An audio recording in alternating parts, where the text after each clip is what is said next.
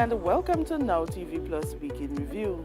I am Biana Brebner, bringing you the stories shaping our communities, our island, and our conversations. In the headlines, Tobago recorded its sixth murder, the launch of the Tobago October Carnival, Trinidad Maxi Taxi operators protest, and TNT makes history at the United Nations. Let's recap. In news of crime, a late-night shooting in the Union Village has left a 20-year-old man dead, marking Tobago's sixth murder for 2026. Jalen Graham, a.k.a. Lolo, was walking with a friend along Old Wim Road on Friday night when a gunman reportedly approached from behind and opened fire. Graham ran a short distance before collapsing near the Spring Garden Wim Community Center, where he was pronounced dead. The shooter fled into nearby bushes. Investigations are ongoing. The Tobago October Carnival 5th edition was officially launched on May 29th at the iconic Pigeon Point Heritage Park in a vibrant display of culture, music, and color. The festivities set for October 30th to November 1st were officially unveiled 5 months ahead of the celebrations. The launch showcased the full spectrum of Tobago's carnival identity, including its signature mud mask, pulsating music, and vibrant pretty mask displays, all highlighting the island's unique cultural energy.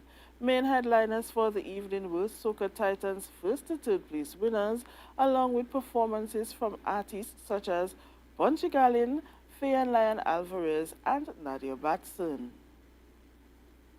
Thousands of commuters in Trinidad were forced to find alternative transportation this week due to a 3-day protest action by maxi taxi operators. The planned 3-day protest prompted the Trinidad and Tobago Police Service to deploy buses to assist commuters, with additional support by the Trinidad and Tobago Fire Service and the Public Transport Service Corporation.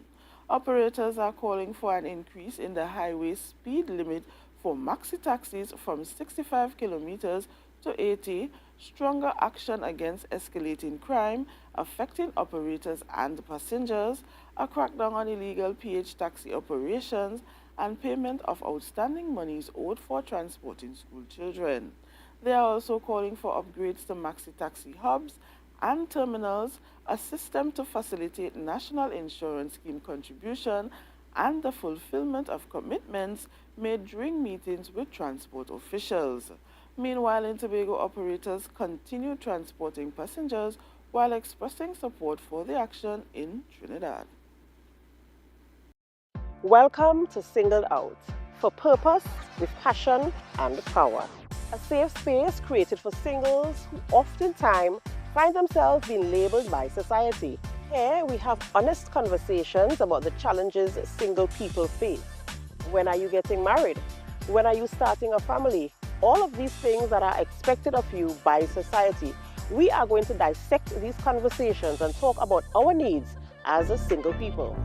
We'll redirect the conversation to finding purpose, walking in our power, and redefining our identity.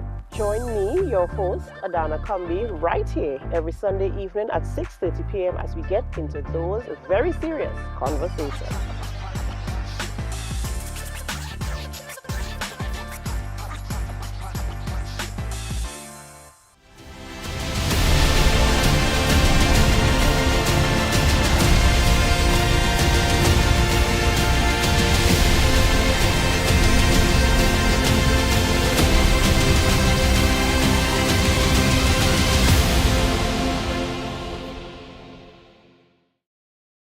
After 40 years, Trinidad and Tobago is back on the United Nations Security Council, making it the second time in the nation's history.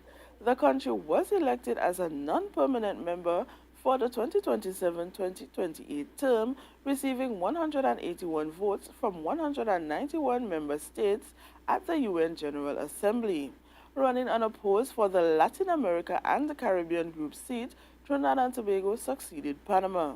The appointment is expected to enhance the country's international influence and provide a stronger platform to address issues such as security, arms trafficking, the protection of women and children, and the impact of artificial intelligence on global peace and security.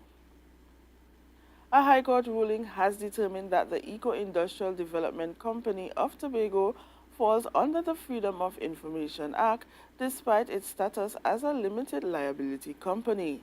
The decision came after Stephon Isaac sought information regarding the management of the Manta Lodge Hotel and Dive Center and its franchise agreement. Justice Robertson ordered EID Court to review the request in accordance with Freedom of Information Act requirements and respond within 28 days. The ruling is expected to strengthen transparency and accountability among THA-owned companies and publicly funded entities. And that's our wrap-up of some of the major stories in Tobago this week. This has been your Now TV Plus Week in Review. Accurate, timely, and connected to the people. Be sure to follow us on Facebook, Instagram, and TikTok for all your updates as they happen. Join us again for another roundup of the stories that matter. I am Biana Brebner. Good night.